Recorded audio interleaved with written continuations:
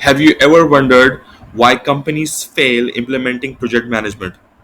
In this video, I'll be sharing 6 reasons why companies fail to implement project management. Hello, if you are new here, I'm your trainer Mohammad Saud Arif with the aim to create valuable videos about project management.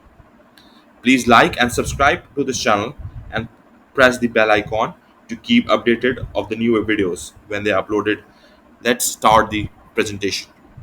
6 reasons companies struggle implementing project management. There are many companies that do not have common project management processes, templates, approach, and skills. One initial observation is that companies that don't manage projects well are usually run by senior managers who never learned formal project management themselves.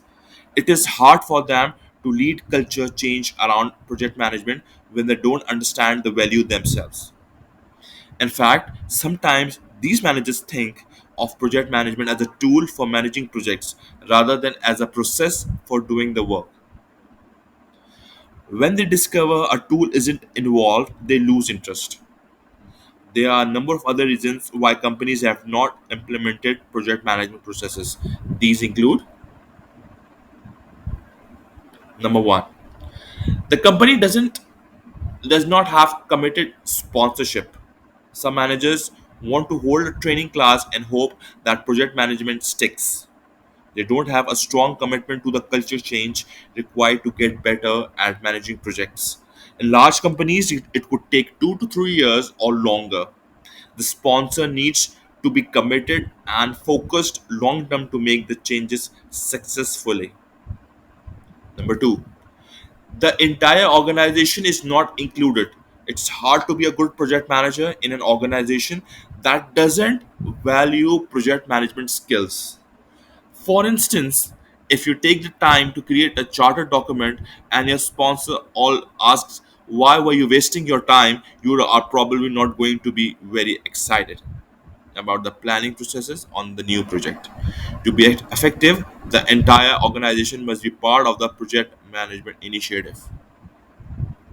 Number 3, the organization does not have a lot of pain around projects. This is very common, especially in small to medium sized organizations. In many companies, the projects are not under pressure to complete within the fixed deadlines and budgets. They just need to be completed within a reasonable time frame. In these companies, there is not much internal pressure to change the status quo. Number 4, the organization is not scaling the processes and approach. A common criticism of methodology is that it is cumbersome, paper intensive, and takes too much focus away from the work at hand. Sometimes this is a legitimate concern caused by not scaling the methodology to the size of your project. For instance, if you are required to develop a 15-page project charter, even if your project is only 200 hours, you may have been turned off. This is not usually a methodology problem as much as it is a misapplication of the methodology. Number 5, the project team fights the changes.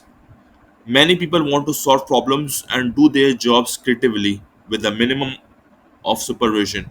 They fear that project management techniques will result in controls that will take the fun out of the work. Without strong sponsorship, the project team resists the change until the pressure goes away.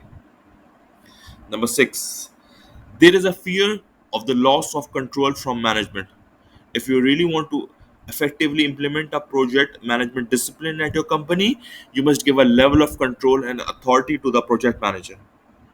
Some organizations and middle managers, especially, do not want to lose that control.